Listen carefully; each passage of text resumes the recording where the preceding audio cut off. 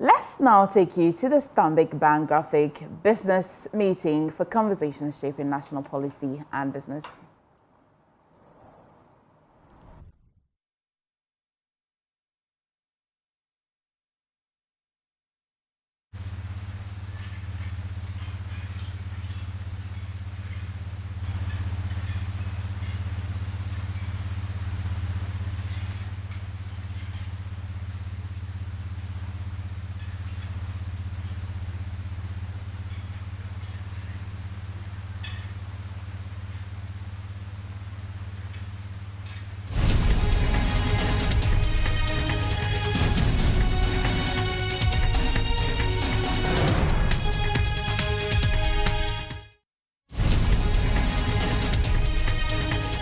For this quarter's Graphic Business Stanbic Bank Breakfast Meeting. The theme for this quarter is Beyond Political Cycles, Creating Long-Term Development Pathways for Sustainable Investor Confidence. My understanding of today's topic is that most importantly, we need to create a long-term developmental pathway. But also, even as we create that, we need to create that in a way that we can actually attract investors who will be confident to come to our dearest country, Ghana. Before we get into the discussion for this morning, we'll invite the MD for Stanbic Bank, Kwame Nesumening, to give us some brief remarks. Let's welcome him with a round of applause.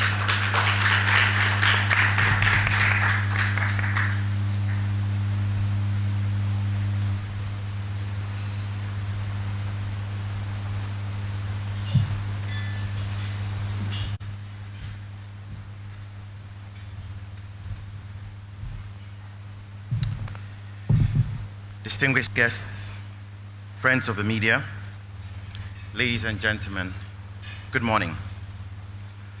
It is a privilege to welcome you today as we reflect on a matter that defines the future of Ghana's economic stability, how we can move beyond short-term political cycles to create long-term development pathways that inspire investor confidence and secure prosperity for generations. Ghana's development agenda has too often been dictated by the rhythm of elections. Every 4 years, programs change, priorities shift, and projects stall. Just 2 weeks ago, during the national budget reading, the Minister of Finance indicated that the government was committed to continuing priority infrastructure projects that are more than 50% complete, integrating them into the new Big Push initiative. While this is laudable, it raises a critical question. What happens to projects that are less than halfway complete, despite having already received significant investment financed by the taxpayer? This cycle creates serious challenges. Interrupted continuity, where national projects are abandoned before they mature, and investor hesitation, where banks and other providers of capital, and by extension, our clients, cannot confidently commit to projects limited to a 4 or an 8-year horizon. The result is an erosion of trust and investor confidence. A quick vox pop would reveal that both citizens and foreign investors begin to lose faith when development is tied to partisan agendas rather than a national vision. The resolution to this dilemma was found many years ago when several governments developed a baseline national development plan, a non-partisan framework that transcends politics and provides a clear roadmap. We have seen Agenda 2000, Vision 2020, the 7-year development plan that was to run from 2009 to 2015, and Vision 2057. Yet, time and again, these frameworks are abandoned when a new government assumes office. Why does this happen? One explanation often given is that our multi-party system of governance. In theory, multi-party democracy should enrich development by bringing diverse ideas to the table. But in practice, it has too often led to discontinuity. Each incoming administration feels compelled to differentiate itself from its predecessor, sometimes by discarding projects rather than building upon them. Is this inevitable in a democracy? Must political competition always mean political discontinuity? Or can we design institutions that safeguard national priorities, regardless of which party is in power? Other countries, Botswana, Rwanda, Mauritius, Canada, Singapore, and Germany, just to name a few, have managed to sustain long-term development agendas across political transitions. Critics may argue that their multi-party systems are less competitive or more centralized than Ghana's. But the question remains, if they can achieve continuity, why can't we? What prevents Ghana from adapting these lessons to our own democratic context? The truth is, continuity does not undermine democracy. It strengthens it. When citizens see that national projects survive beyond election cycles, trust in both government and democracy deepens. Investors, too, gain confidence when they know that commitments made today will not be abandoned tomorrow. So, if we truly want this plan to work, wouldn't you agree it must be approved by Parliament, given it legitimacy beyond party lines and ensuring continuity regardless of political transitions? And shouldn't it be rooted in Ghanaian priorities, defined by us and for us, rather than borrowed wholesale from international frameworks such as the SDGs? The baseline plan must be cast in stone. It can be stable, yet flexible. Governments should feel free to innovate, but their innovation must be anchored within the framework, ensuring that the overarching vision remains intact. As the president of the Ghana Association of Banks and chief executive of Stanbic Bank, I can attest that investor confidence is built on predictability. Financing requires certainty and stability. Continuity in our development agenda ensures that our country is steadily advancing, not constantly restarting. When that exists, the private sector becomes a true partner in national development, not a cautious observer. But here's a question for our panel today. How do we design a plan that is credible enough to attract long-term investment, yet flexible enough to adapt to changing realities? Ladies and gentlemen, as we begin today's discussions, perhaps our panelists should help us answer the following. Can a nation truly prosper if its development agenda resets every election cycle? What institutional safeguards are needed to ensure continuity across political transitions? Perhaps the answer lies in the research of the 2024 Nobel Prize laureates in economic sciences, awarded for studies of how institutions are formed and affect prosperity. They have helped us understand difference in prosperity between nations. Their findings are clear. Inclusive political and economic systems create long-term benefits for all, while institutions set up to achieve nearsighted political outcomes deliver only short-term gains for a few. I am hopeful that our distinguished panel will dissect this topic further and help us chart a way forward. Thank you.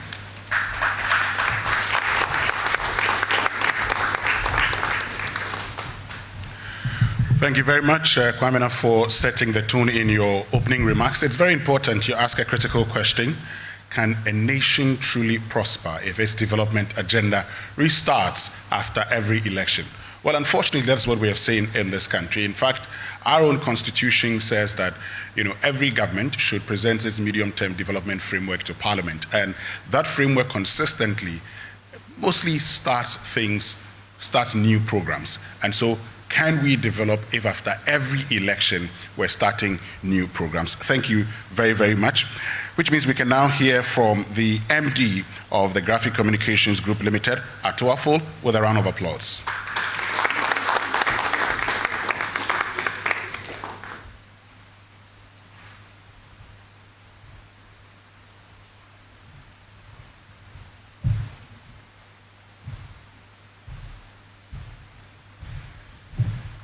Good morning, ladies and gentlemen. My partner, project owner, enabler, the Managing Director, Stanbic Bank, Ghana, Kwamina Asmini, our distinguished panelist, Professor Peter Korte, Dr. Emmanuel Akwete, Kobe Binti Angel, who I've recently encountered and I think is brilliant. I'm sure he would enlighten us, and our principal from the National Development Planning Institute. Kwamina has laid down some markers. I would only say a few things. On behalf of the graphic business, I believe you've seen a crisp and beautiful paper. The editor graphic business, the board and management of the Graphic Communications Group Limited. It is our pleasure to once again welcome you to a discussion that we are hopeful would enable we, the people, chart a course of what I'm describing as what next. What next in the sense that in recent times we've seen some disruptions, tapering off into some stability. Inflation, as the experts are indicating, are coming down. Forex rates are improving or stabilizing at a reasonable level. They could be better. For those of us in business who deal with Forex, we wish it were even 1 to 2 or 1 to 1, which at some point it were. Importantly, we have, as a people, struggled to achieve stability, consistency, and a promise and a delivery construct that builds trust. Kwamina has touched on some of those elements speaking. I'm a brand and media strategist, so I speak pure brand and I speak consumer language. When we promise people to deliver something, and we deliver that in good faith, consistently, we build trust. That's what brands are built on. And as we look at brand Ghana and our political economy, my question to all the people who are gathered in here, those who are listening to us across our digital channels around the world, is what next? The political experts, the political economists, the finance minister and his team have ably presented a 2026 budget, which is promising certain key breakpoints. What happens after that? At the end of some point next year or sometime next year, we are going to go out of the IMF program, I believe. People maintain that when we go under IMF, and that they say this is the 17th, we are inclined to be constrained and we behave somewhat better. Must we be guided by neo-imperial structures and other neoliberal constructs to define what it is that we want to become. I think the answer, as we've heard for almost 70 years of our independence, is that we are capable of defining our own affairs. So to our panelists, ably assembled, our audience members in this room and around the network, I think we would entreat all of us to engage this construct dispassionately, so that we come out of here advising our political actors, the political elite, the economists and other experts who run our economic structures, to rethink how we go forward from here. And I believe when we have done that, that agenda that we are seeking to frame beyond political cycles will be duly established. So for me, what next? We say inflation is much better than it used to be. The forex is stabilizing, the economy is in reasonable frame. It could be better. And how do we take it further out of this end cycle of the year into 2026, 2027, and beyond? 70 years after independence is almost upon us. Could we still be talking about some people who were here 70 years ago and left? Or we should be talking about ourselves and how we do things. So on behalf of the team that has put this together, our partner, Stanbic Bank, Labadi Beach Hotel, who is our principal host in this endeavor, a multimedia group, for supporting this initiative, I welcome you, and I hope that we would have an enlightening conversation as our panelists are further engaged going forward. So I thank you all for making time to join us, and we look forward to a successful session. Thank you. And remember to continue supporting the graphic business.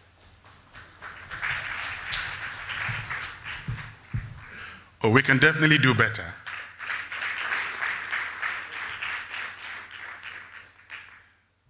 Since Ato is a brand person, I like how he ended. You should continue to support the graphic business. Okay? Yes, he's showing that to you. Thank you very, very much. But he also asked a very critical question: what next? What must be done? Because the challenge with us is that most of the time we know our problems. Even sometimes we know part of the solutions or the solutions.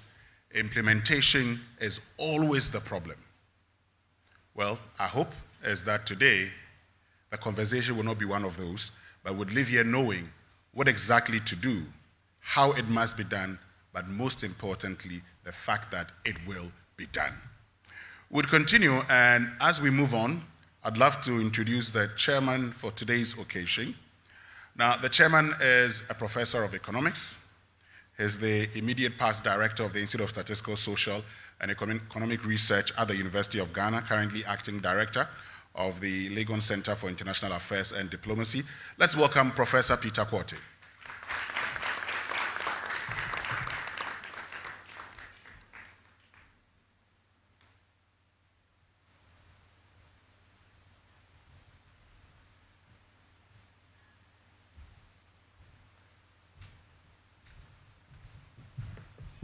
Thank you very much. Good morning to you all. Oh, you don't sound excited this morning. Good morning. Yeah, thank you very much. The Managing Director for Stanbic and the MD for Graphic Communications Group, distinguished panelists, invited guests, friends of the media, ladies and gentlemen. I'm very delighted today to be asked to chair this panel and also to, not just to chair, to also participate, because I love to participate in every discussion. It is important blog will provide very useful policy directions to leadership to continue to accelerate development in Ghana. The country has been bedeviled with policy discontinuity, fiscal volatility, macro instability, investor uncertainty, especially during political transitions. And I can attest to this. Every year, I have the honor of being part of the CEO Summit, where sometimes I give presentations and also dinner, CEO dinner. And I find the investors worried, especially during election years. They don't know what is going to happen next. So they ask you all kinds of questions during the break, and I could sense the degree of uncertainty that they face. So it's very important that we address these transitional problems. We have always seen persistent high inflation during election or post-election years, high budget deficits, post-election years, and the consequence has led us to the IMF for the 17th time. I like the point about what next after we exit from the IMF. So I wouldn't say much except to ask all of us to be part of this process, this very important process. I am very happy to be called upon to chair, and I hope we will leave here with some answers to give to our leadership so that we don't go back. IMF is good, we are part of the IMF. There are certain benefits we get from them, but we shouldn't be going there every now and then because we are in a mess. We should go for advice, we should go for technical support, etc. Not the kind of support we go to the IMF for, especially after elections. So on that note, I thank you very much. I thank Stanbic and Graphic Communication Group for inviting me to be part of this process. And I urge all of us to participate fully in the deliberations. Thank you.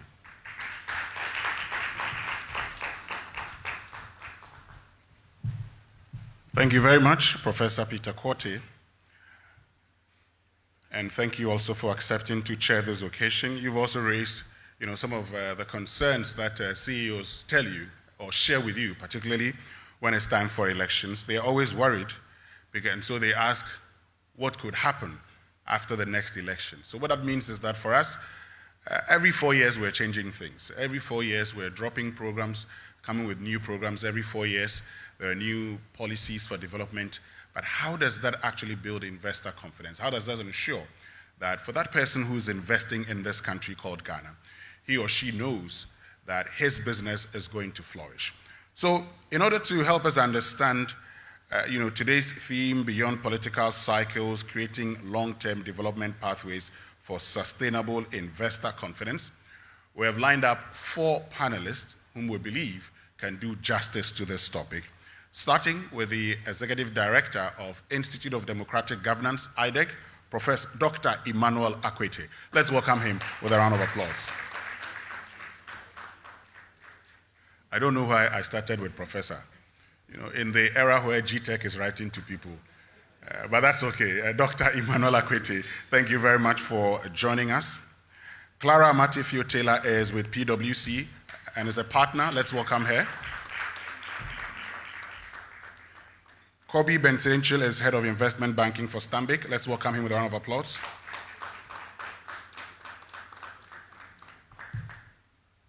And last but not least is Richard Trinebo-Akodia, who is Director of Research and Innovation Division at the National Development Planning Commission, NDPC.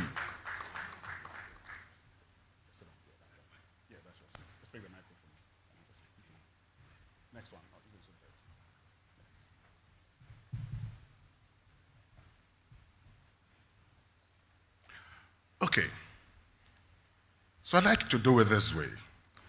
I want to start with you, Richard Trinebo-Akodia, even though I know you would love to actually wait for all of us to speak. But you are the National Development Planning Commission. Not long ago, we launched a 40-year development plan. Then after that, at the tail end of the last government, another plan was launched, this time about 30 years.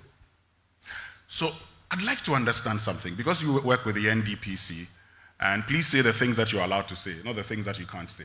Okay. Why is it that consistently we keep changing development plans? Help me understand before I get into the rest of the discussions. Okay, so thank you very much. And for the question you asked, why do we keep changing? I would handle it from this way. It's really the focus or the priorities of the day that we find shifting. So you prepare a plan, you're supposed to get it implemented. Whilst you are implementing, you're also monitoring to see what is working, what doesn't seem to be working, what emerging issues are coming up that you need to address.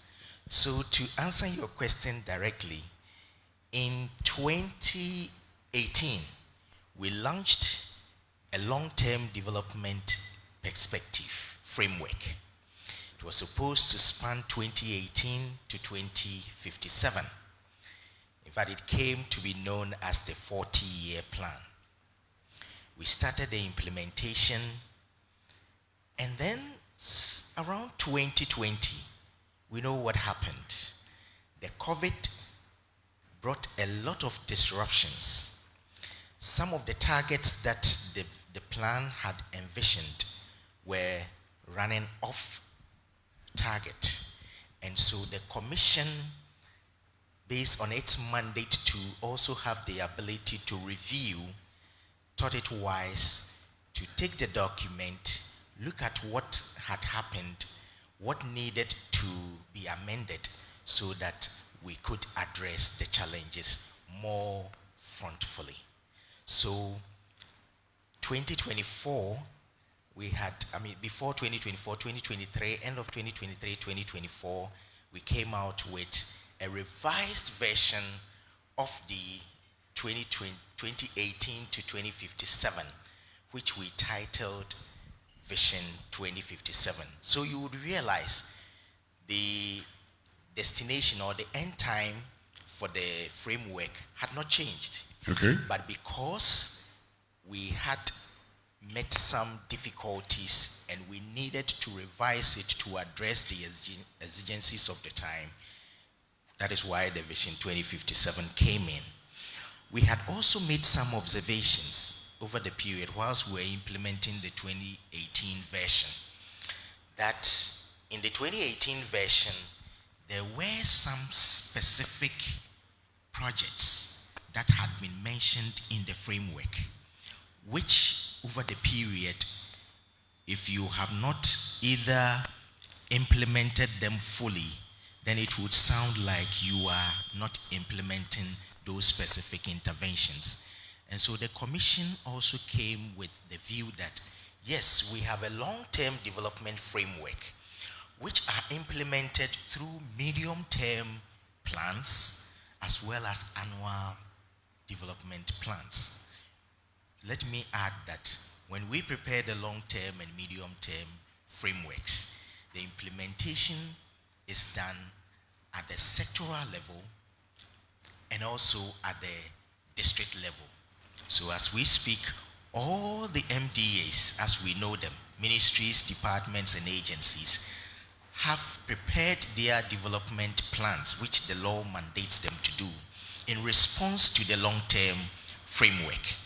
All the MMDAs, you would call them the metropolitan, municipal, and district assemblies, also prepare their development plans in response to the long term.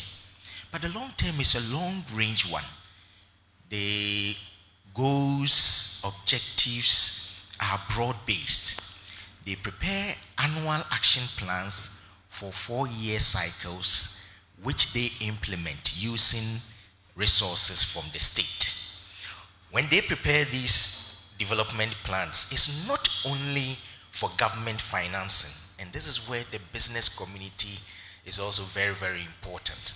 The plans that the districts as well as the MDAs prepare could equally receive support from the business community, civil society, and I think for that level, they are already doing it. You have the academia, media supporting the MDAs and the MMDAs in various ways to implement these plans.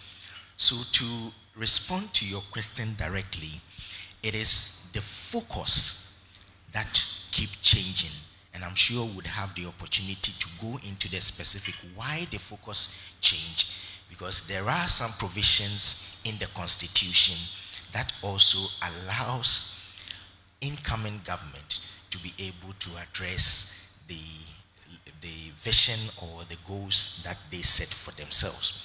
Of course, the Constitution also advises that as much as practicable, continue the programs of existing or previous governments, I should say. So this is how you find the plan as if it's changing, but if you go into it, the detail, you will find almost everything there. Okay. But the ordering, the priorities that, let's say, government A give to a particular set of issues change from another government.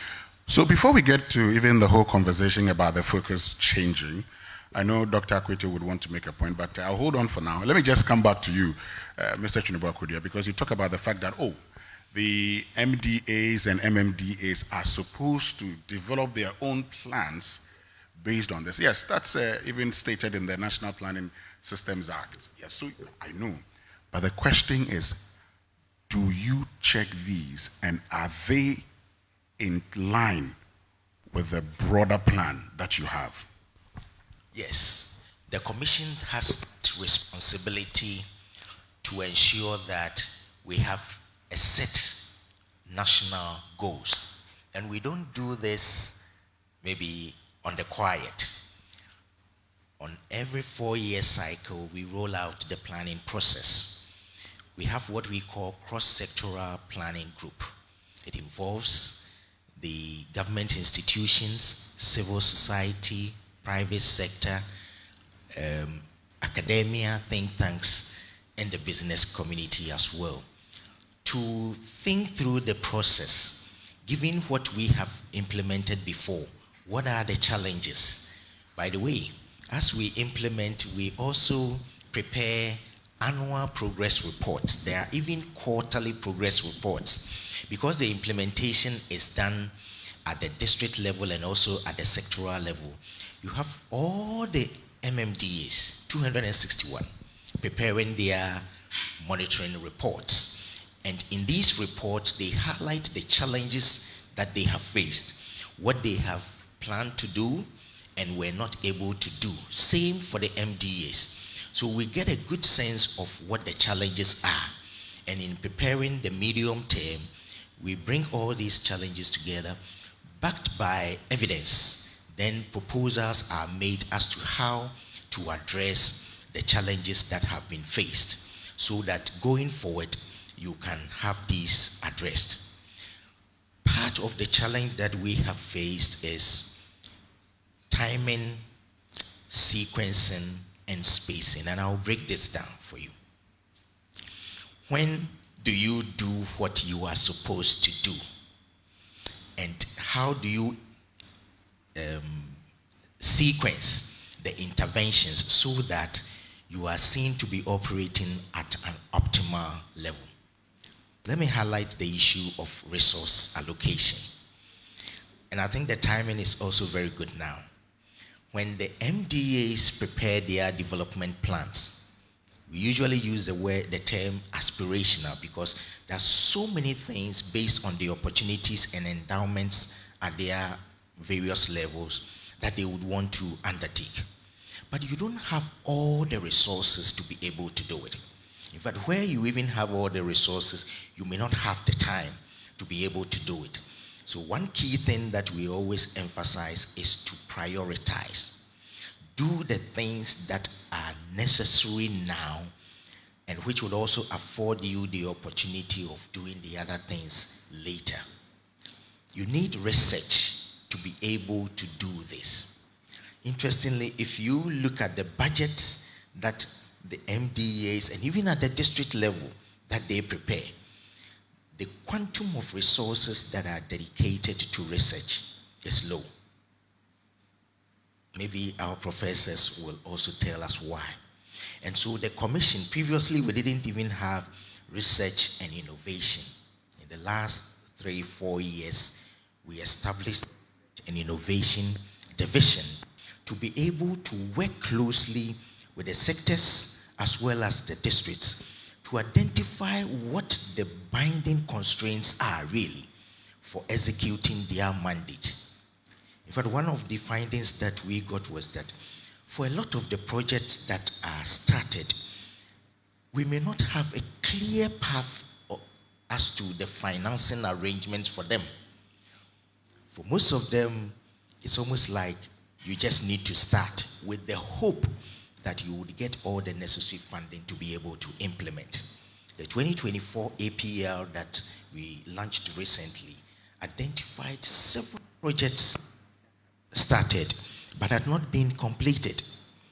And as the timelines for implementing and completing these projects elapse, the cost overruns also go up.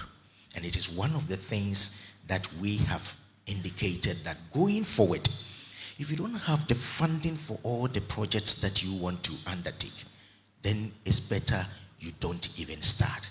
And also ensure that you go through the cost-benefit analysis to see the real benefits of undertaking the project and delivering it in good time. And that is the more reason now we've become a bit more stringent for this planning cycle, and thanks to Parliament, the Committee on Economy and Development, we came out together also with the Ministry of Finance that if you don't have your plan not just even prepared, but certified by the National Development Planning Commission, you are not going to receive budget. And based on that decision alone, we've seen astronomical increase in the plans prepared and gotten certified by the Commission.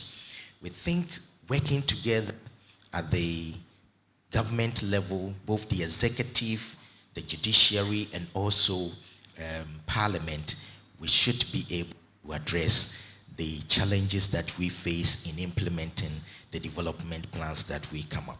Most of the time, a lot of things are listed and funding also given at minimal level. But as I said, the hope is that as you go along, you'll be able to get the needed funding to be able to complete them. We do not want to continue on that wishful arrangements again. Be more definite. We want to be more specific and targeting what we can achieve within the space of time allocated so that we can do better in implementing. Finally, before I go to the other panelists, and sorry because of where you are, but I mean, I thought that as a country, medium-term expenditure framework was one that allowed us to plan. So we know that the lifespan of a project, this is how much we're going to invest in it in this year, in the next year, or in the third year, throughout the life cycle of the project. So we plan in a way that we would be able to deal with it. So how come that funding then becomes a challenge? Well, maybe as a nation, we also need to give a critical consideration of how we load our development plans. And I'll cite the example of a typical medium-term plan or even the budget of an MDA. Ministry of Finance has consistently indicated that instead of spreading thinly, just focus on the few things that you would want to do, that resources will be allocated or available for, so that you don't spread thinly. But interestingly, we find this happening almost every now and then. We want to be more stringent on this approach now. And as I indicate, if our interventions, our development programs are backed by research and clear-cut evidence as to what can be achieved within the year, you wouldn't want to do a budget, say, just for the purpose of the analysis, say 100 Ghana cedis, when you know your ceiling, it is just say 50 Ghana. If you do the 100, definitely, once you start doing your annual progress report, it will show that you could not get all the 100 that you wanted, and so you just do things in bits and pieces. We want our development interventions to be more evidence-based and also with strict application to the public financial management system and that we have put in place. Managers of the MDAs and the MMDAs, as well as the regions, should always be mindful that you don't have all the resources.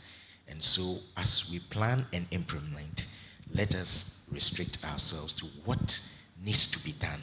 And if we are mindful of our planning processes very well and will stick to these rules, we should be able to get over that challenge. Great. Thank you very much, Mr. Chunibu-Akodia, who's Director of Research and Innovation at the National Development Planning Commission. Let me bring Dr. Emmanuel Akwete in, because listening to, Mr. Chunibu-Akodia, yes, the long-term plan is there. He talks about, how within the medium term, successive governments should actually plan based on the long-term development plan. But then raises the challenge about, how funding in itself sometimes affects this plan. From where you sit in all your engagements with political actors, is this what you see?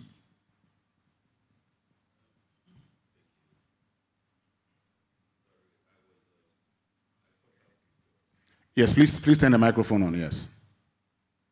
Okay, let's get Clara to assist you to turn it on, and then you can actually address the question for me. Okay. Okay, I think it's ready now, right? Let's get a microphone to you. Okay, let's... Okay, thank you. Hello, thank you very much. Good morning, and I thank the organizers for inviting me into the session and to all of you who've attended. I think we're dealing with a very important question, and I would like to start by saying that for the first time in our history, we've been able to sustain multi-party, maybe hybrid multi-party democracy for 30 continuous years. And that in itself tells us that if we had sustained the system and put institutions where they are in the funding and so on, we could have seen transformation.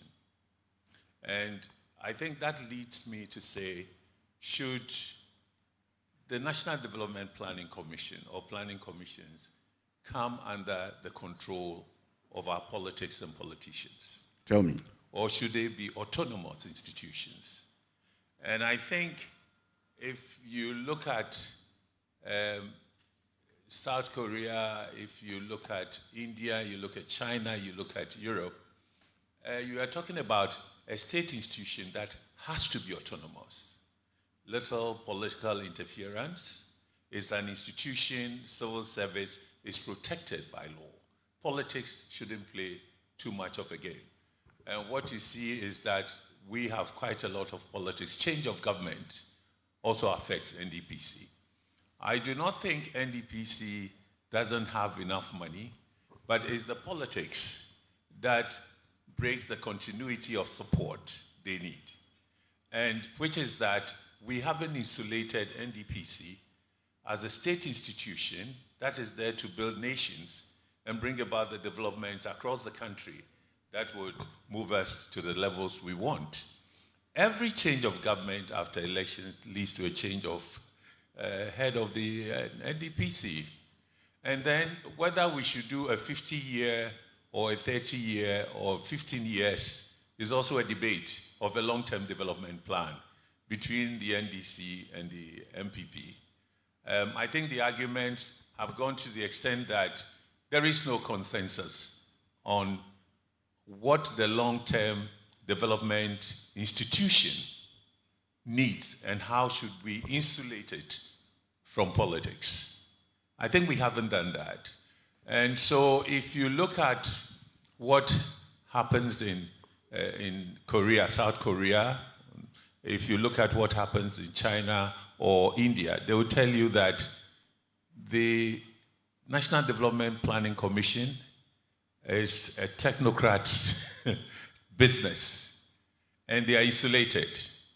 They are top civil servants who are there, and change of government in elections and so on does not necessarily affect them. So I wonder if that is the model we have. The solution that I think we must seek and support the NDPC, which I think we must support seriously, is that it should be insulated from political changes. And there was somebody there before MPP, NDC won, and then he's changed. Maybe he was there for 8 years. And we have Nimwe. Nimwe was there, and then the party lost, and then he went and he's come back and so on. But that should not be the business of NDPC. Globally, NDPC is an autonomous institution of professionals, and they are well funded. And the political interference of move this person and move that person doesn't occur. It's your competence and whether you are delivering or not. So what the 30 years has done for us, therefore, is that I think we need NDPC much more than any other institution of state to build this country, transform the economy, build the nation. I think what is important is that in this 30 years, we must ask ourselves, how do we finance NDPC? How does it relate to political parties? You know that there's this vision before NDC left office, there was a vision they had in mind. Was it Ghana at what? Was it 50 years or 100? 40 years. 40 years? Yeah, 40 years. Okay, then MPP took over and then had a renowned economist in there, Professor Jan Balfour. But they said, well, yes, in framing the process, there was this conversation they had around the country. They even have photos, that's Nimwe's group speaking, with MPP leaders getting their support and so on. At the end of the day, after the elections, everything changed. They didn't want to do 40 years, it's too long, or it has to be changed in a certain way. And that raises the question of the autonomy of the institution as technocrats, as top civil servants and so on, serving everybody, because that is their business. Okay. The politics must be reduced, and I think if we don't do that, we are in trouble. But talking about the politics, before I get to, Clara and Kobe, talking about the politics, now, the MDAs and MMDAs are supposed to implement these. That's where the politics really is. So how do we deal with the politics at that level?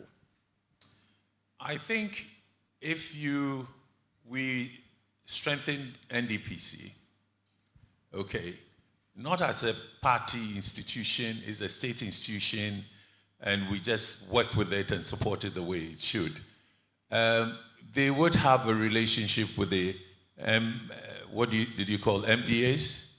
Yes, MDAs, and yeah. In the way that they are the technocrats. It's not a political thing. If you look at India, if you look at South Korea, highly competent, and they have their systems in place to show them and get them to deliver the results wanted. Okay. There's too much politics in ours. And then they're not getting the funding, is that we are changing leadership now and then.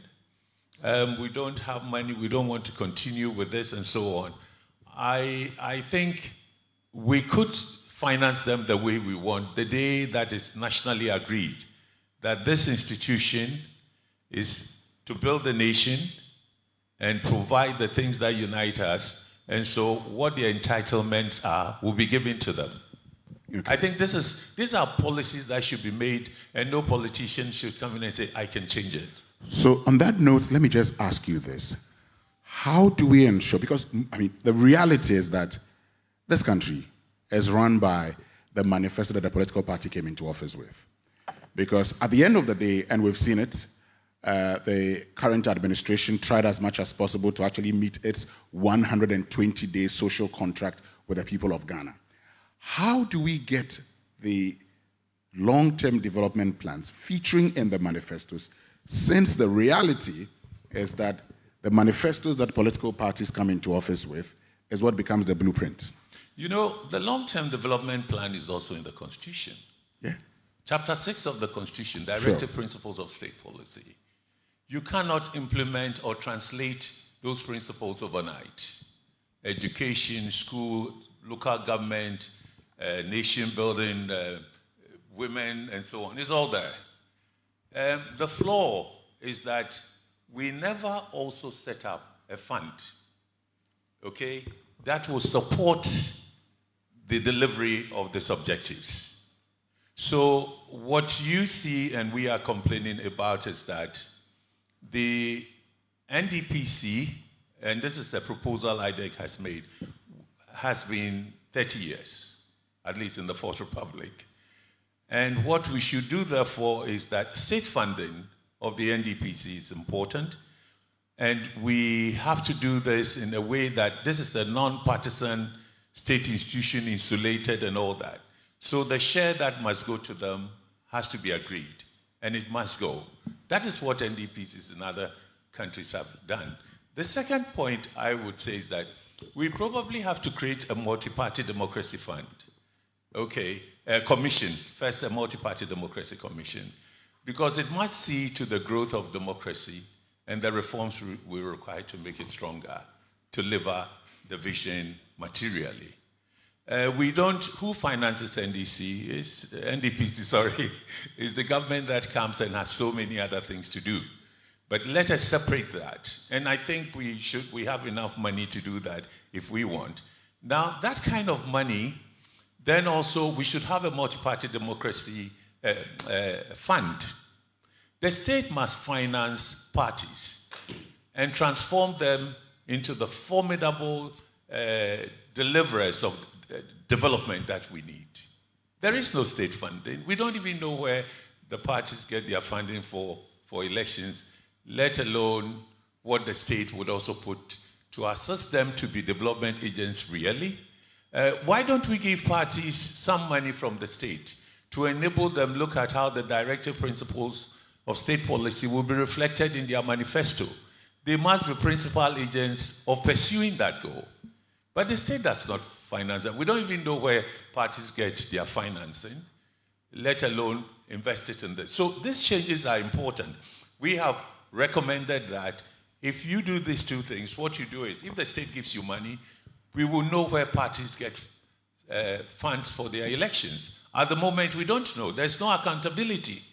And then when the parties come, they need to find ways of making money to pay off debts. And then they have to intrude into institutions, the public service, the local government service, put people there, remove technocrats and professionals and so on. This is going on. But if you look at many of the Asian countries, to get into the bureaucracy of the state, you are well trained. It's a merit-based system. Okay. And no politician can just throw you in. You can't do that. You can't do that in Singapore. You can't do anywhere. So it is time for us to see how we are building our state bureaucracy, our civil service, our local government system, and insulating them, and also giving them enough resources to prepare themselves, to educate themselves, and deal with the changes that, or the external factors that are probably affecting them and will constrain the achievement of their goals. Great. So these two things in 30 years we haven't had, but state funding of the parties is important. It's done in Norway, Denmark, many countries, even in the US. That is why you must account for where you get money to be an independent candidate or a party candidate in this country. Okay. We haven't set up any of the systems. So I can't see how NDPC, in the midst of this confusion where parties come to dictate, I don't want this leader, he goes, a new person is appointed, different priorities and so on, how they can turn things around. We need reforms that would enable parties to make directive principles of state policy the central thing that they are going to tell us how to achieve, and for which reason the state also ought to finance them in a way that will help us achieve these goals. So let me get to Clara, and let's talk about the global trends, the global perspectives, how globally countries are building sustainable investor confidence. Thank you very much, Winston. So globally, you see that investors look at resilience, especially your market resilience to economic shifts, transparency in policy framework, which we have spoken about extensively, and also the adaptability of your regulatory frameworks, especially to emerging trends. When it comes to political stability and policy continuity, what I'll add onto what has been said is that investors look out for national development strategies that are legally backed with multi-year frameworks that cannot be abruptly halted without due explanation. Another thing that they look out for is independence of key regulatory bodies, especially your judiciary being one, your central bank, and also the various regulatory bodies that regulate industries. And that is because they want to see regulatory efficiency. They want clarity on the process of, say, getting new licenses, renewals, and ease of doing business. And also understanding that your systems are impartial. In the event that there are disputes, they can get clear and fair hearings. In this area, we see that Mauritius stands out because of its regulatory efficiency, and therefore, among other things, a number of investors invest in this jurisdiction. Another links to dividend repatriation rules as well as tax policies. Are these consistent? Can they be changed at short notice without due consideration? Over the years, we have a lot of investors speaking to us, especially around GRA's revenue drive. Whilst it's good from a fiscal perspective, it creates a set of uncertainty. If I come in with this investment plan, are the tax rates going to be changed halfway? We've seen that come across, especially in telecom and in the mining sector. Another thing they look out for is infrastructure quality. And infrastructure is not just physical assets, but what are your policies around energy, around digital technologies, and also transportation? Where in countries that have reliable infrastructure are perceived as lower risk and also higher return destinations. For this, if we look at Egypt, Egypt is the #1 destination for FDI in Africa and 9th in the world. And that is largely around infrastructure. It grew from about $5.1 million in 2021 to about $43 million in 2023-2024. Another thing they look out for is social stability and security. Is there safety? Is there social unrest that could be disruptive to their business and increase the cost of doing business? Within the Ghanaian perspective, we get a lot of questions around what are our plans and our policies with a potential spillover from the Sahel region, because they look at beyond the country, but also any regional risks that could impact on their investments. Finally, I would say adaptability to emerging trends. Okay. Currently, we see climate change, technology advancement being things that are disrupting economies and creating some form of instability. They look at how are you adapting to this? What are your policies around that? And how does it impact ease of doing business? If we look at the Rwandan situation, they invested a lot in ICT and e-government services. And over the years, investment in that sector has increased significantly within Rwanda. Overall, I would say market resilience to economic shifts, clear, transparent, and predictability around our policy frameworks, and also adaptability to emerging trends.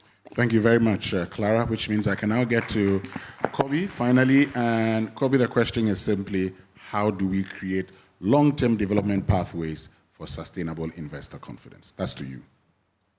Thank you very much. And I think it's good to say our panelists so far have really nailed the question. So it looks like we are coming back full circle. In order to have that sustainable long pathway, it comes down to the planning and ensuring that there is a baseline plan. My chief executive made reference to that, ensuring if you have a baseline plan, which is going to be enshrined or codified in law, right? If it's in law, it means that there are consequences for non-adherence. So if you have a long-term plan that said, okay, over the next, whether it's 40 years, 20, 10 years, these are the things that are meant to happen. So for every administration that comes into power, you have a commitment to ensure that you deliver on some of those priorities. Yes, you can have your own agenda as well, which you overlay. But in terms of that minimum expectation, okay, it almost becomes a non-negotiable contract, with the citizens of Ghana that you deliver on those, okay? And then the reason a lot of parties, the reason we have the flip-flops is because parties are also looking for ways to, I guess,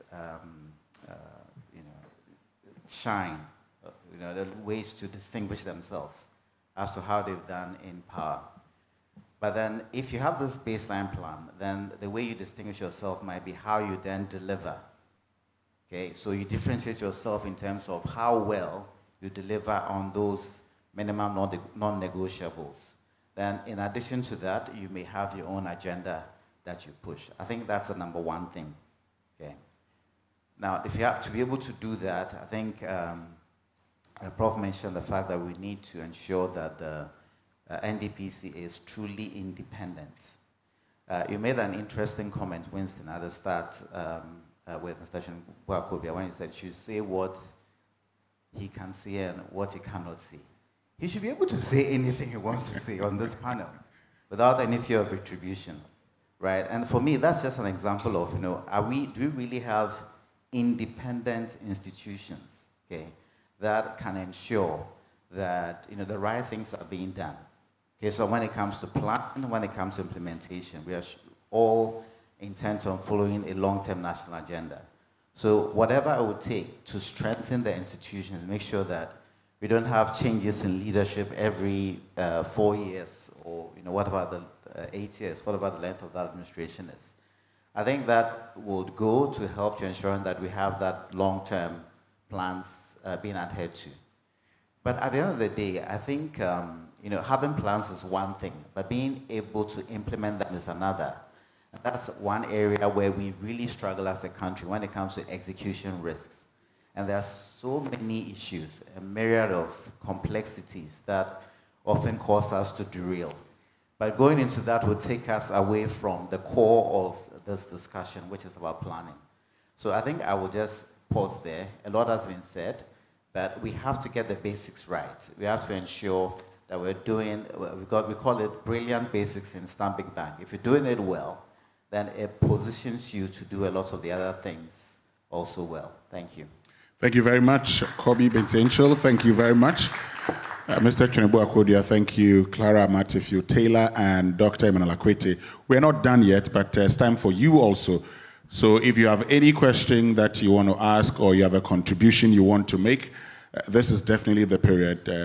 In the past, we have been accused of not making enough time for you. So you have about 25 minutes to ask all the questions and make the contributions. So just show by hand, we'll get a microphone to you. You indicate your name, the institution you're representing, or where you're coming from. Then go ahead to make your contribution or your point. So please, let's get a microphone. I see lots of hands already up. Maybe we can start from the back and bring it forward. So let's start from the hand up there at the back. So 1, 2, I think I see another one here, 3. Okay, so 1, 2, 3, 4. Let's get the first 4 questions, and then we can get the panelists to address them, and then we'll come to the next 2 here. So now time for the questions. Let me just say that we're live on the Joy News channel. And so for those of you who are watching us live on the Joy News channel as well as on their Facebook, thank you very much for joining us. Okay, do you have the microphone ready so we can get the microphones to them? Okay, let's get the microphones to them. And let's be fast so we can have all the questions addressed for us, and then we can pick more comments, more thoughts from our panelists who are here with us this morning. Let's get the microphone to the people who want to ask questions. Yes.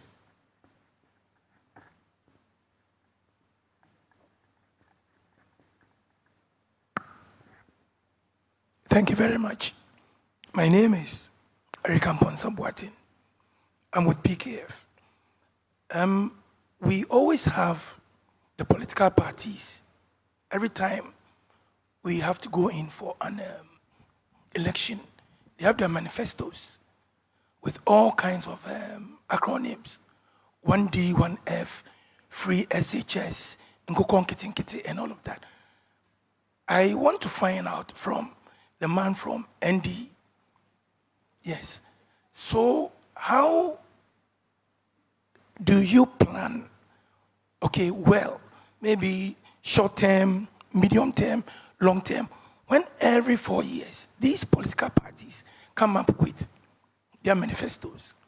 And then in your presentation... Please let's make it brief so that more people can ask questions. Yes, in your presentation, you mentioned specific projects. I was expecting you to mention some of them. And then finally, I think that as a nation, we cannot plan properly because the budget that we even have, we always have a deficit budget where we have to rely on loans. And we know that these loans come with what? Certain conditions. So I think that to be able to plan for the long term, we should be able to fund our own budget. Okay. Thank you. Thank you very much. I think I saw another hand. Yes.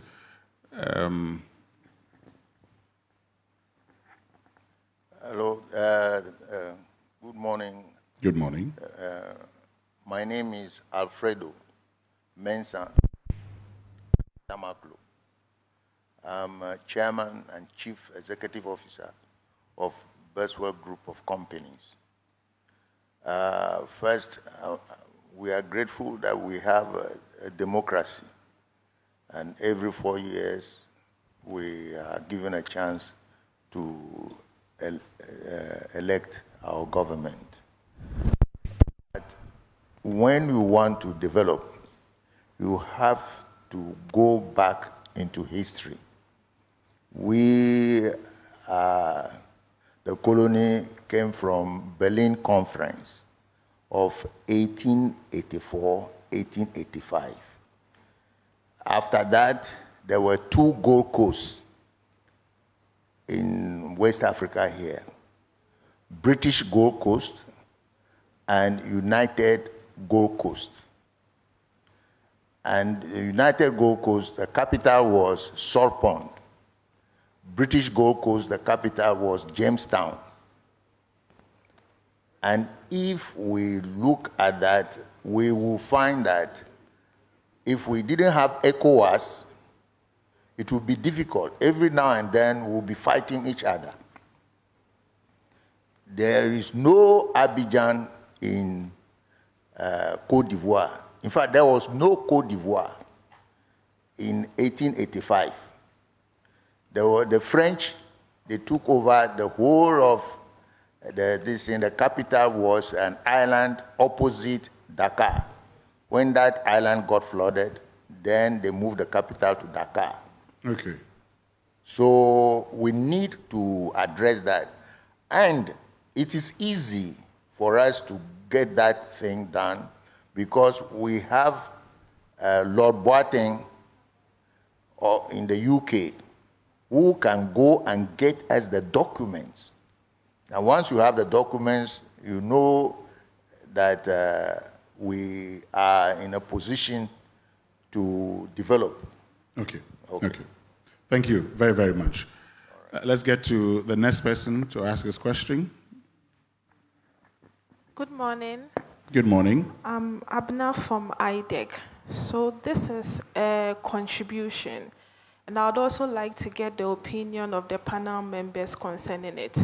So in the Scandinavian countries, just as IDEC has proposed the Multi-Party Democracy Commission, they have commissions that regulate the election cycle and the activities of the political parties, when campaigns can start, when campaigns can end. They also determine the funds the political parties get, and also they fund research teams in the various political parties. So with the Multi-Party Democracy Commission in Ghana, we can even have an individual from the NDPC being part to ensure that the research team in the various political parties make sure that in the creation of the various manifestos, the long-term development plan of Ghana is taken into consideration to ensure that we continue it rather than coming up with projects to differentiate themselves. So that's one of the recommendations I have, and I would like to get your opinion on that. Thank you. Thank you very much, Abena.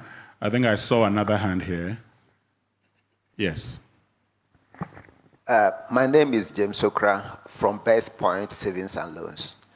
My question has been partly asked by the last speaker, but I want to know from the National Development Planning Commission, do you have the power to ensure that the successive governments, they plan according to the National Development Planning document that you have? And if yes, do you have any authority to tell them that this investment that you want to do, you are drifting away from the plan that we have as a nation?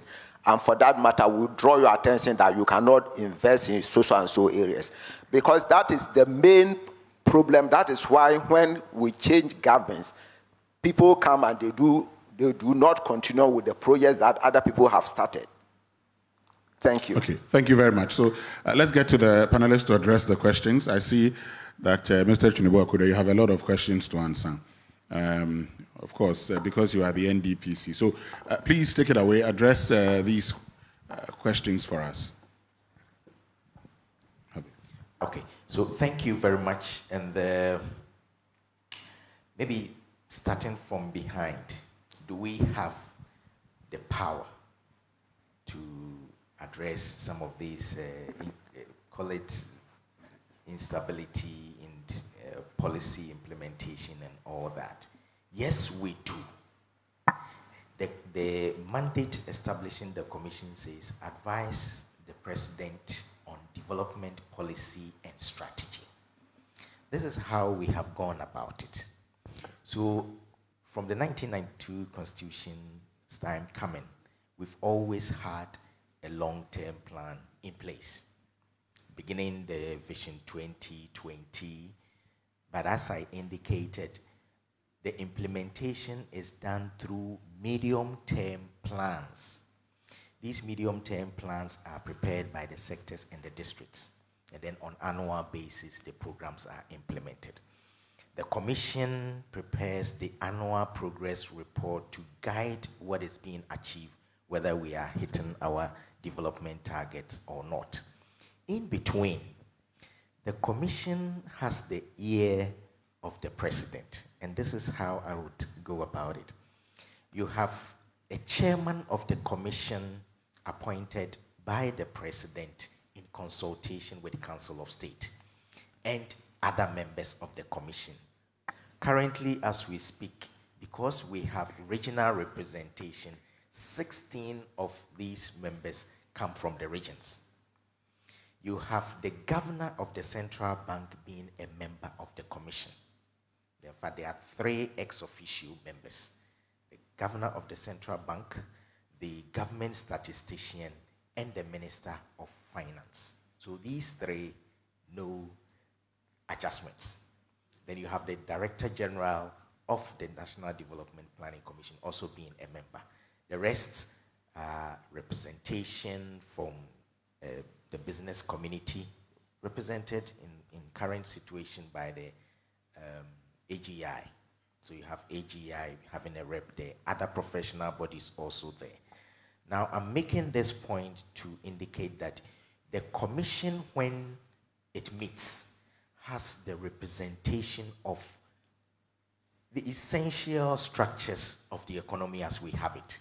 In fact, there are also ministers there.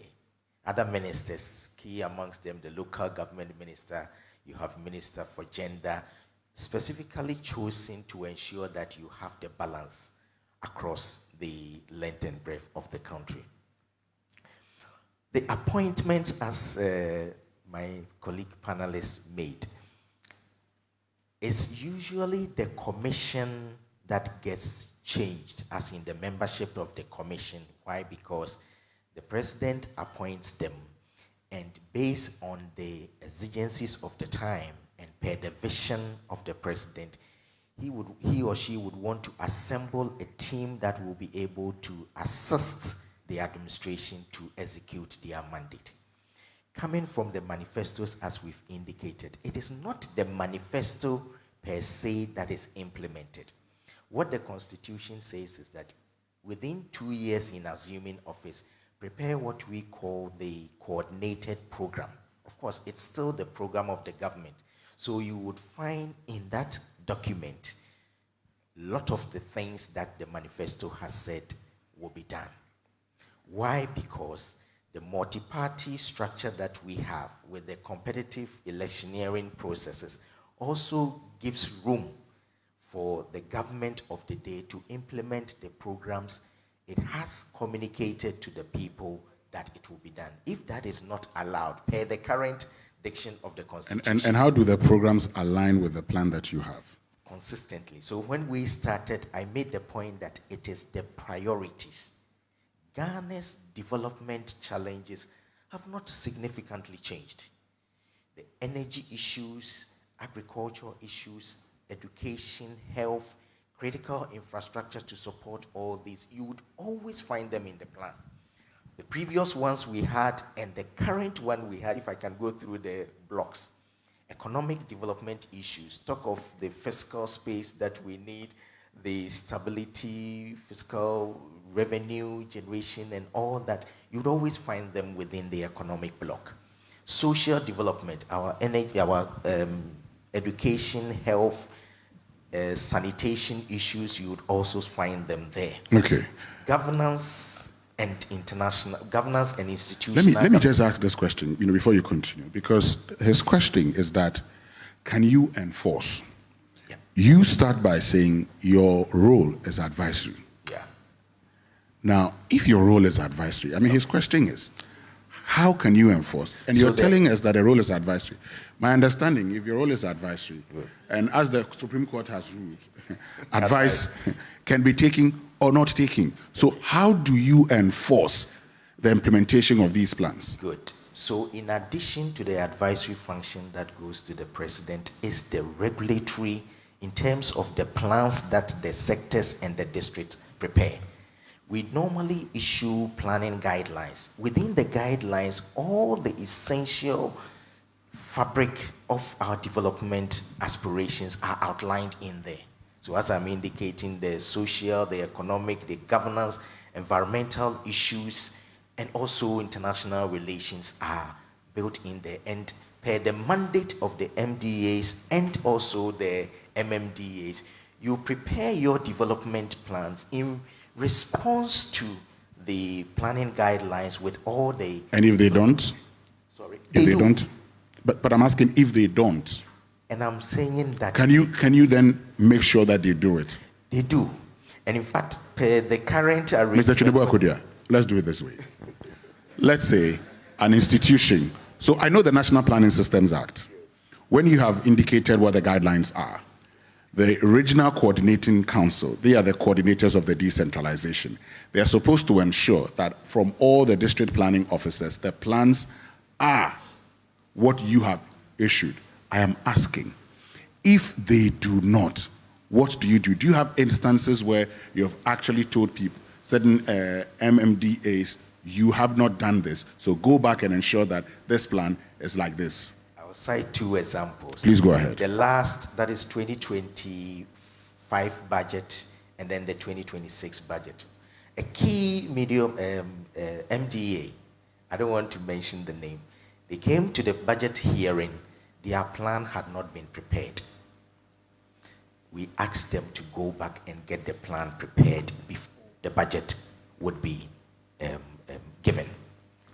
The current arrangement for 2026 budget, if an MDA or an MMDA has not prepared a plan, their plan in consonance with the planning guidelines and also the medium-term policy framework that has been prepared, you are not going to get your budget passed.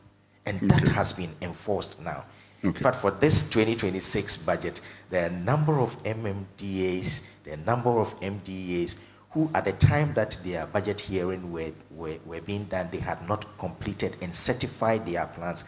Ministry of Finance insisted that they were not going to hear them.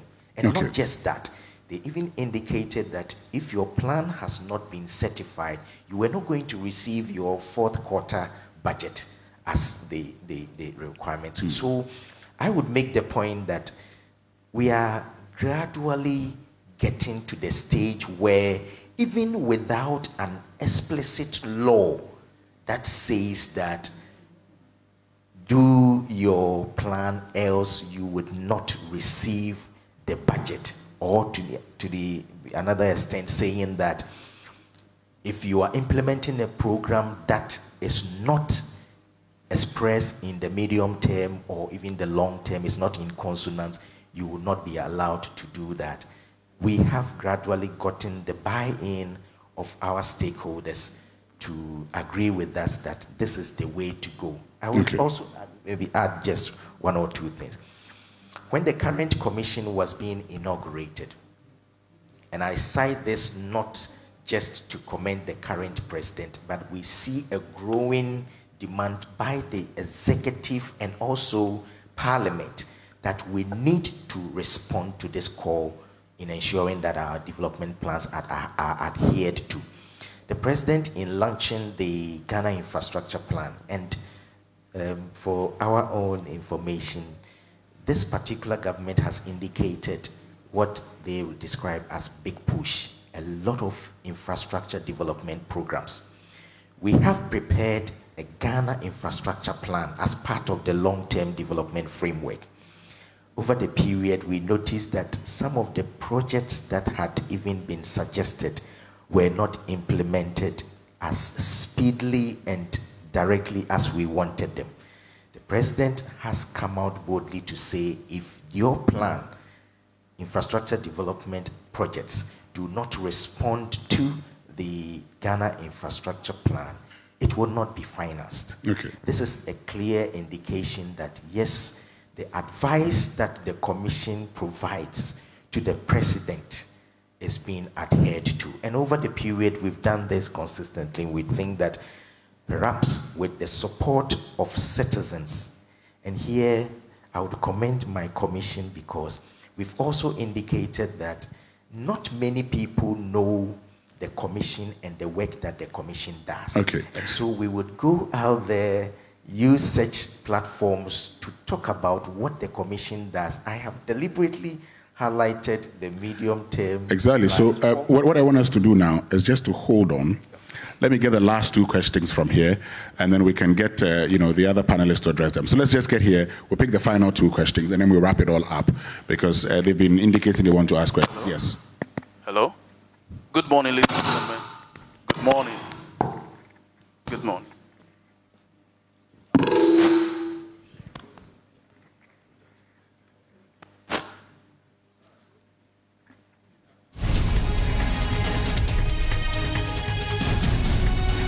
Policy analyst. So what I basically do is to pick government policies, sometimes 20 years, and I study them under guidelines of policy think tanks and experts in government. So I had the privilege of being on the Environment and Infrastructure Subcommittee of the Ghana Vision 2057. And this is a copy of the document. Maybe, cameraman, you can just show for our audience to have a look. Now, when you go through this document, I can tell you honestly, I have studied this with Saudi Arabia, Rwanda. In fact, I worked with the Director General under his mentorship and had the opportunity to learn about other countries, China and all of that.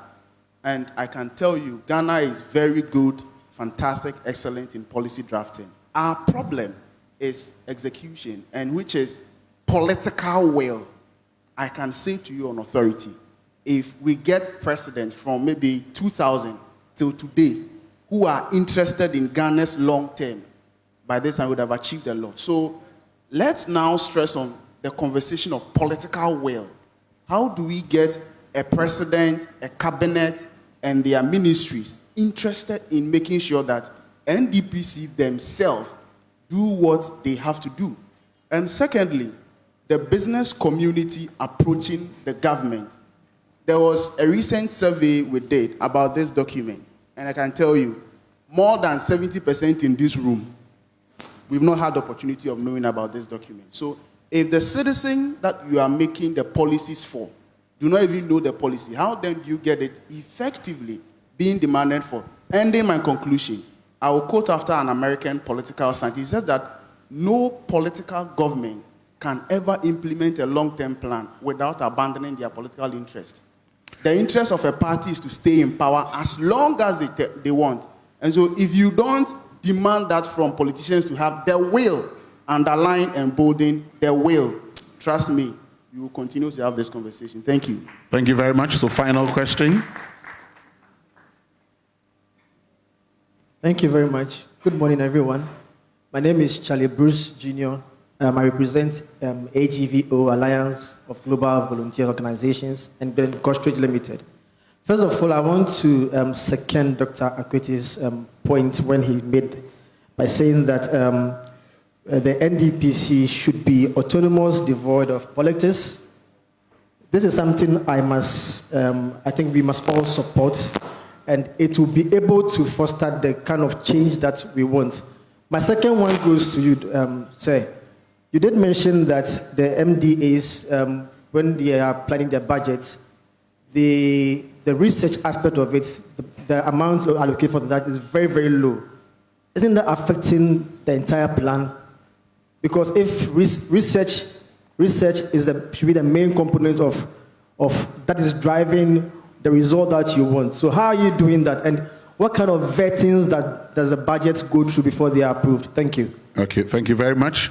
We can't pick any more questions, so we'll wrap it up here. 1 minute each to my panelists, and I'll start off with you, Dr. Emmanuel Akwete, who's Executive Director of IDEG. In a minute, let's wrap it all up. Yes, please turn it on, Dr. Akwete, yes. Okay. Thank you. I think my proposal has at least been endorsed. Yes. by the gentleman. But truly speaking, 30 years in the Fourth Republic has to transform NDPC.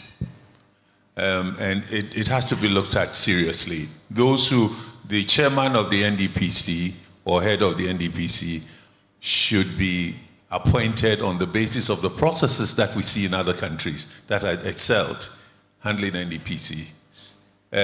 South Korea, India, China, and many others. So this is what I would leave you with. And then finally, we also think that we need to support political parties to become the development agents we want.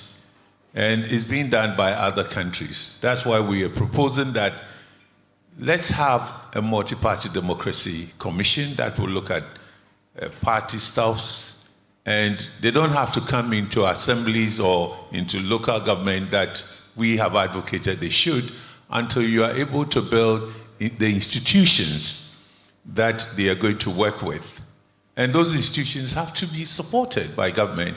Okay. And then there has to be that fund that helps them. I think party manifesto is meaningless if we cannot align it with the directive principles of state policy. You are coming in as agents of the state. And the state has clear areas where it says, I want to unite our country, transform it, do this, and so on. So if you do not measure, your proposal doesn't measure, it's not in line with the directive principles of state policy. We are 33, we could become 60. In that period, can we transform the nation? And this is what we think is the critical things that the banks and others should all look into. Thank you very much, Dr. Emmanuel Akwete, Executive Director of IDEG. Clara Amatefio-Taylor of PwC. So from an investor's perspective, I would say that Ghana needs to demonstrate our long-term growth potential through having clear, transparent, and predictable policy frameworks that are not short-term, but medium to longer-term focused. And the political will demonstrated for us to be consistent with those frameworks. Thank you. Thank you very much, Clara. Kobe Bensilential of Stanbic Bank, yes? Yeah, indeed. Investor confidence is not built on political cycles. It's over decades of consistency. So how do you build political will? I think it's not to leave it to the will of the politician. It goes back to the point we made around if there's going to be law that backs the planning, the baseline plan, where there is clear commitment. If you come in and you don't do it, you have caused financial loss to the state and you can be prosecuted. Something that, sort of compels you or encourages you, maybe that's more friendly, to actually follow through with long-term plans that will benefit the country. Thank you. Thank you very much. And before you come in, Mr. Chunibuaku, let me say that after you, Professor Peter Quartey will give us his closing remarks. So let's get a microphone to him. Yes, in a minute. Yes, so to say that the Commission stands for the development of this country. Consistently, we've been preparing development frameworks and also provide technical backstopping for all the planning agencies or the authorities. We want our development plan to be backed by research and evidence, and so across all the MDAs, we want to ensure that the programs, the projects that are implemented are backed by evidence and good research so that we can sustain the development that we want. We have seen commitment over the period from presidents, and the current president has also given an indication of his commitment to long-term development planning process,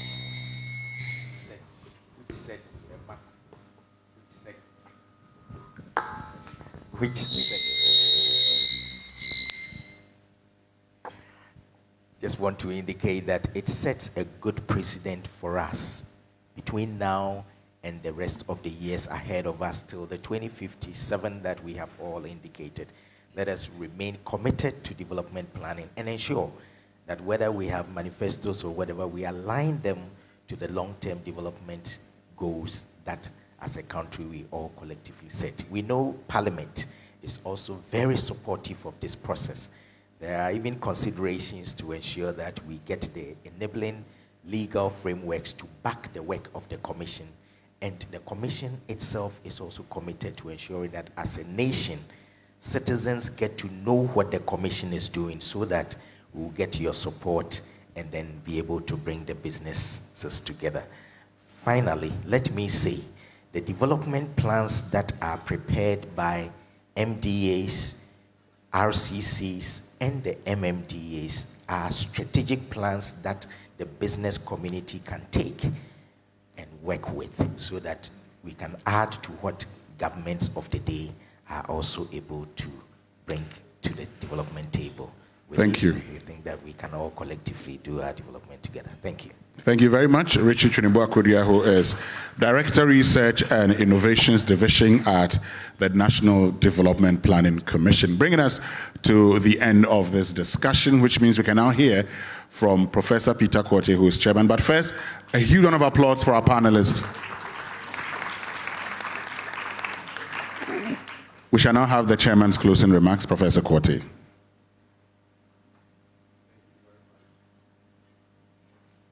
Hello? Yeah, thank you very much. I think the moderator and the panelists deserves another round of applause. They have been very excellent, kept us awake.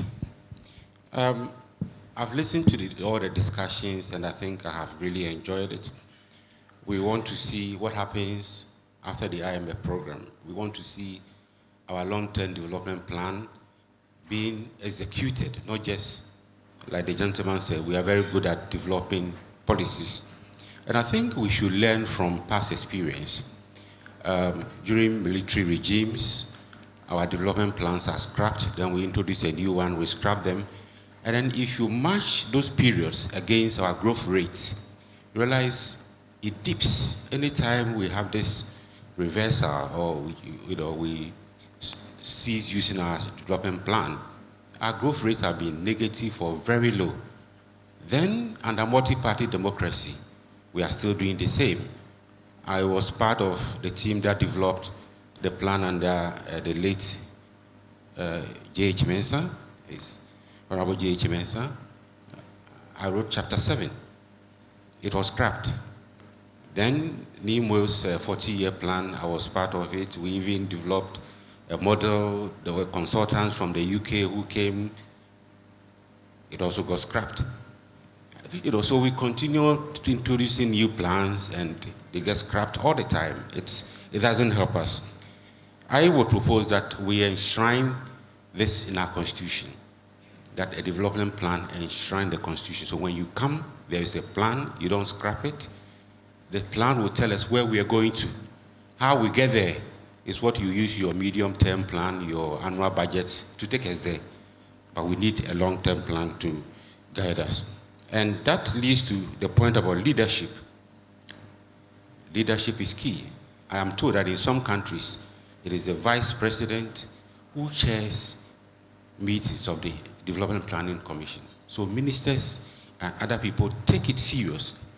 In our case, it doesn't happen, and therefore, NDPC will cry about funding. It's not just funding. It is about seriousness, how we want to use the plans.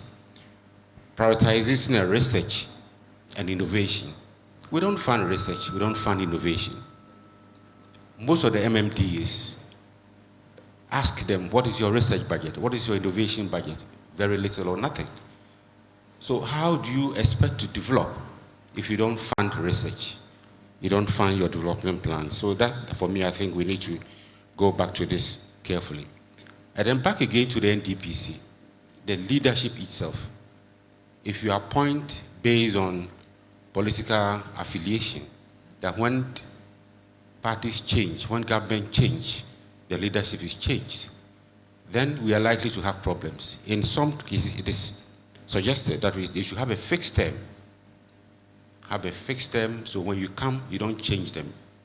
That is where we can promote continuity. And then the selection process. Are they the most competent to man the place? Do they have the skills? These are some of the things we need to discuss. I also heard about funding multi-party democracy. That is a great idea. But I think we also have to encourage our political parties to be transparent, to be, accountable. How many of them, they are supposed to file their audited accounts. I don't know whether that has changed, but I know they don't. I think they have to be accountable. Charity begins at home. If they are gradually filing the accounts and being transparent, then we as citizens can propose that they should be funded. So I like the idea, but I think we need to do the basics. Last but not the least, in my challenge with policy reversals, if we really want to break away from the political business cycle, then we need to avoid policy reversals. 2017, we scrapped 17 taxes. Different taxes were scrapped. We are also currently scrapping taxes. So the businessman is used to these kinds of policies, plans with it. Some even invest based on the tax regime. Then we scrap, we introduce new ones. There's so much uncertainty. And sometimes we don't back all of this research. Finally, my final point is we need to grow domestic resources. We need to grow our domestic resources so that we can fund NEPC, we can fund both our development programs. On that note, I thank all of you for everything you have said and done, and I hope we'll carry this forward. Thank you. Thank you very much, Professor Peter Korte, bringing us to the end. My name is Winston Amoa, host of the Super Morning Show on Joy 99.7 FM and head of Joy Business. Do have a lovely day.